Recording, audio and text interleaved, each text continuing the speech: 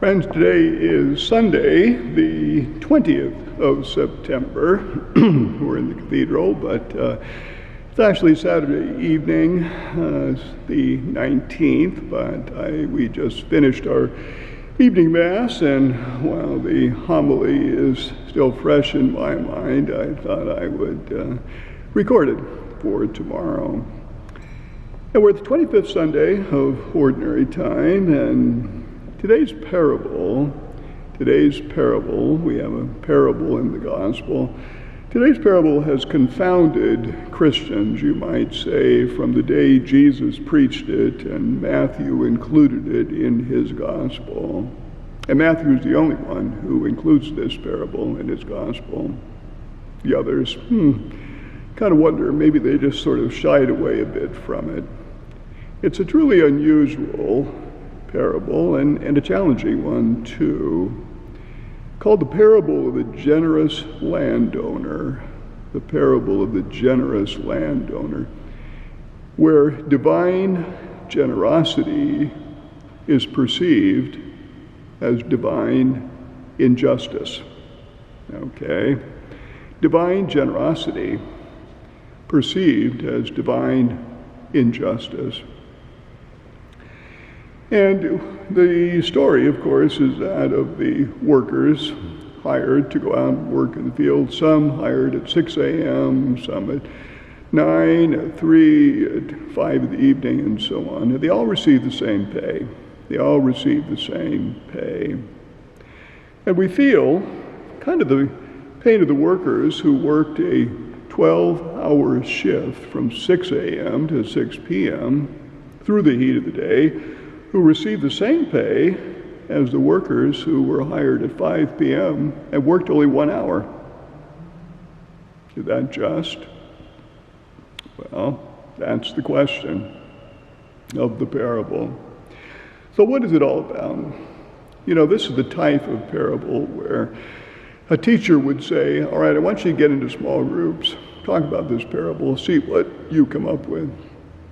Because there's so much there.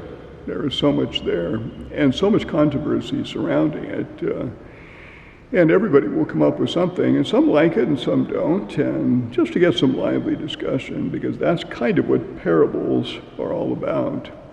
Here, this parable that seems to raise as many questions as it possibly answers. And that's what parables do. The parable starts with this line: the kingdom of heaven is like a landowner who went out at dawn to hire laborers for his vineyard. That opening line gives us a key to interpretation. The parable is meant to illustrate life in the kingdom.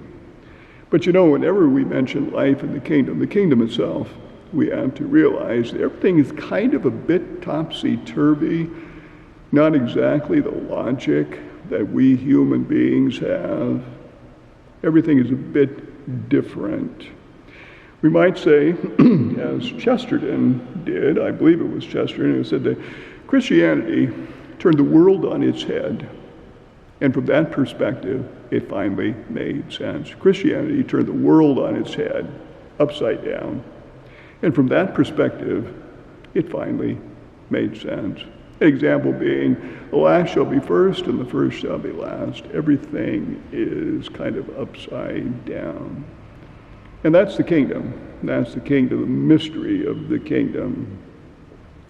So as they say, the parable proceeds, the landowner hiring workers from early morning to evening itself. And when evening came and pay time, the foreman was instructed to pay the laborers, beginning with the last and ending with the first. Beginning with the last, ending with the first. Another typical parable. Start with the last one and move to the first. And with those who worked 1 hour, from 5 to 6 in the evening, received the usual day's wage. Those who had worked 12 hours expected to get a great deal more. But they in turn received the same 1 day's pay. Is it fair? Is it just? Is it unjust? What do you think? Naturally, the workers hired at 6 in the morning and worked the full day complain. They complain. They complain because they think the landowner has been unjust. But the landowner responds and explains to them, saying that you agreed, did you not, to 1 day's pay, which they did. And secondly, he said, I'm the owner. I can give you what I want. I can give you whatever I want. It's my money. And finally, he says what kind of indicates, I think, the sense and true sense of this parable and where we should head is, are you envious because I am generous? Are you envious? Or are you angry because I am generous? And that word envy, I almost thought of doing a little digression in my homily, or a little sidebar on envy. Envy is one of the 7 deadly sins, the 7 deadly sins. Shakespeare referred to envy as the green-eyed monster, the green-eyed monster. Envy is seeing life with a jaundiced eye, looking at what everyone has and looking at what you don't have, that jaundiced eye, looking around, making comparisons, looking at this family over here and all they have, and looking at myself and I don't have anything.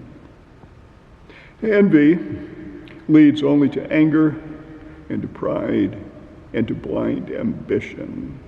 It's not good. And thus Dante, in the list of the 7 deadly sins, listed envy as number 2. What was number 1? A lot of people think lust. Lust is kind of down at the bottom. The first of the deadly sins, the most serious, at least in Dante's estimation, was pride. Pride. And then comes envy. And ultimately, when it comes to this parable, all we can say is what the prophet Isaiah said in the first reading, that God's thoughts are not our thoughts, and God's ways are not our ways. We think we have it all figured out, but never try to figure out God. You know, I think it was Thomas Aquinas who said that if you think you understand God, it's not God. If you think you understand God, it's not God. God turns our logic upside down. Kingdom, topsy-turvy. Sometimes the parable is meant to explain how a person who lived a dissolute life of crime and debauchery can have a deathbed confession and go straight to heaven. In the same way that the good Catholic Christian who has led a saintly life will also go to heaven. Is that fair? Does it make you mad? What if I said that everybody was going to be saved? Universal salvation. Everyone is going to be saved. How do you feel about that? Some get angry when they hear about it. And why is that?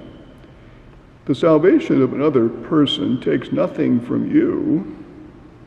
Why would it make you angry? Are you angry, as the landowner says, that I am generous? Are you envious of my generosity? What is it about it? And that's why this parable is so interesting, and why group discussions can come up with all sorts of issues.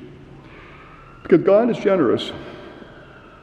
And the salvation of all of us, whether we're good or bad, depends on that generosity.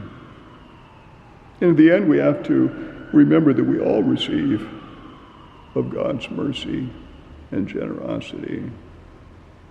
We cannot work our way to heaven. It's a gift, and it usually works in our favor. Hold that thought Sunday, and we'll see you Monday. Have a great day.